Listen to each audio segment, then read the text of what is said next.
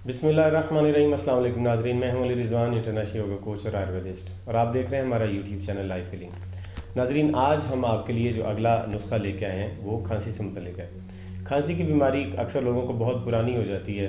खांस खांस के गला ख़राब हो जाता है, सीने में दर्द होने लग जाता है, फेफड़े ख़राब हो जाते हैं खांस खांस के। दवाइयाँ खा खा के इलाज करते रहते हैं लेकिन खांसी ठीक नहीं होती। आज हम आपको जो इलाज के लिए नुस्खा बता रहे हैं ये पुरानी से पुरानी खांसी का इलाज है।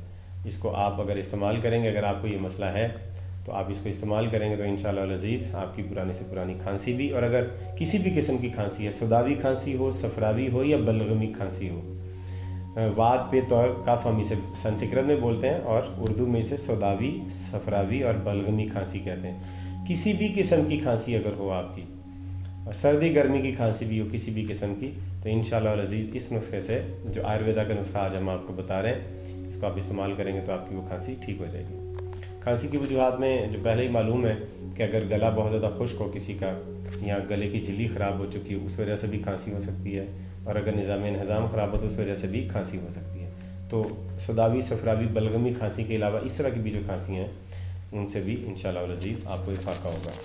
तो पहला जो इसके मैं अज्जा आपको लिखवा देता हूँ। आपने काली मिर्च 1 तोला लेनी है। फिलफिल दराज आपने ये भी 1 तोला लेनी है। देखिए, काली मिर्च और फिलफिल दराज आयुर्वेदा के, मैंने इसे देखा है कि आयुर्वेदा के हर नुस्खे में फिलफिल दराज और काली मिर्च ज़रूर इस्तेमाल होती है। इंतहाई मुफीद होती हैं ये, इनका बहुत ज़्यादा फ़ायदा है। तो जब मैं इन चीज़ों के नाम पढ़ता भी हूँ या सुनता भी हूँ, लेता भी हूँ, तो मुझे अंदर से बहुत सुकून महसूस होता है। खुदा ने इनके अंदर शिफा रखी है। जोखार 6 माशा लेंगे आप, जोखार 6 माशा। अनार का छिलका 2 तोले लेंगे। अनार अगर फार्मी ना हो तो वो ज़्यादा अच्छा है, आपने देसी अनार लेना है। सुर्ख अनार हो तो वो भी अच्छा है, जो कंधारी अनार होता है उसको सुखा के उसका भी पाउडर आप बना लेंगे। उसे जब आप अनार घर में आएँ तो उन अनार के छिलकों को फेंका ना करें, उनको भी रखा करें, घर में सुखा के रख लें, उसका पाउडर बना के रख लें। निज़ाम के लिए भी बहुत अच्छा है।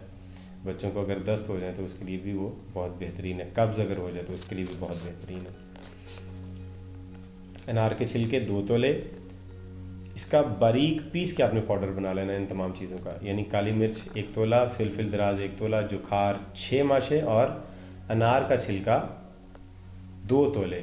ये आपने ये नुस्खा इस तरह से लेके इसको बारीक पीस के आपने पाउडर बना लेना है। बारीक पीसने का तरीक़ाकार मैं गुज़िश्ता वीडियोज़ में भी बता चुका हूँ आपको कि इसको या ग्राइंड करके आप बना लें, या आप इसे लोहे के आहन दस्ते में आप इसे कूट लें अच्छी तरह से, और कूट के फिर इसे कपड़े से छान के इसका पाउडर निकाल लें। जो मोटा मोटा बाजू उसे फिर कूट के उसका फिर पाउडर बना लें अच्छी तरह से। ये पाउडर जब अलग से बनेगा, अब इसमें 1 साल पड़ा हुआ पुराना गुड़, 1 साल पुराना गुड़ पड़ा हुआ अगर हो आपके पास तो ठीक है, ना हो तो आप बाज़ार से ले सकते हैं पुराना गुड़।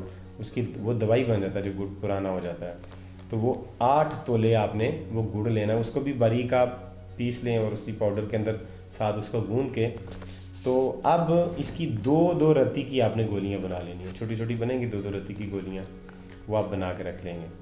और इन 2 गोलियों को आपने 1 गोली सुबह आपने लेनी है और 1 गोली आपने शाम को लेनी है। मैं दोबारा आपको बता रहा हूँ कि इन जो मैंने नुस्खा आपको बताया है, इसका पाउडर बना के अच्छी तरह से पीस के इसका पाउडर बना लें।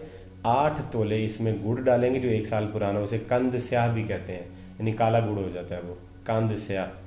वो आप इसमें मिला के इसको अच्छी तरह से इसको यकजान कर लें, पाउडर को भी और गुड़ को भी, और इसकी 2-2 रत्ती की गोलियां बना के आप रख लें। अब इसकी खुराक की तरफ आते हैं कि खुराक इसकी क्या है। 1 गोली सुबह और 1 गोली शाम आपने नीम गर्म पानी के साथ लेनी है, या नीम गर्म दूध के साथ लेनी है, या नीम गर्म पानी के साथ या नीम गर्म दूध, ना ठंडे दूध के साथ ही लेनी है और ना ठंडे पानी के साथ लेनी है। जितनी भी आयुर्वेदा की दवाइयाँ वो सारी नीम गर्म पानी के साथ या दूध के साथ, या कुछ और चीज़ें होती हैं जिन कुछ जुशांदे होते हैं, कुछ ख़ास तरह की लिक्विड होते हैं जिनके साथ लेनी होती है।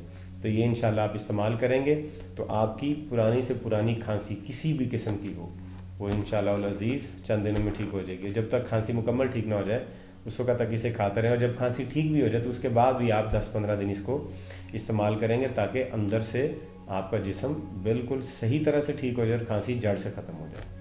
तो उम्मीद करते हैं कि आपको आज का हमारा ये आयुर्वेदिक नुस्खा पुरानी से पुरानी और बिगड़ी हुई खांसी को भी सही करने के लिए, उसका इलाज करने के लिए आपको बहुत पसंद आया होगा।